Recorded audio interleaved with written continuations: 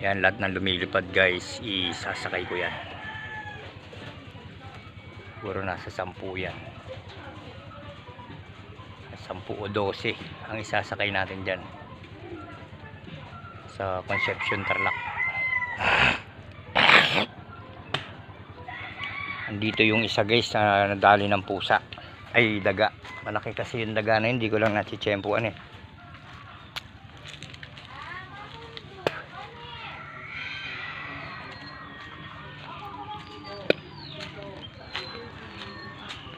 Ayun sila guys.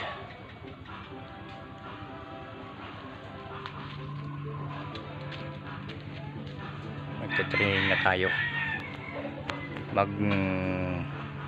Papasakay tayo sa 14.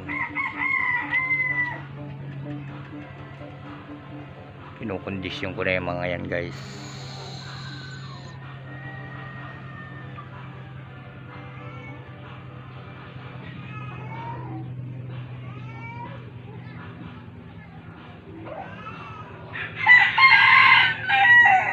Paliliguan ko muna yung mga yan. 3 days. Okay guys, maraming salamat.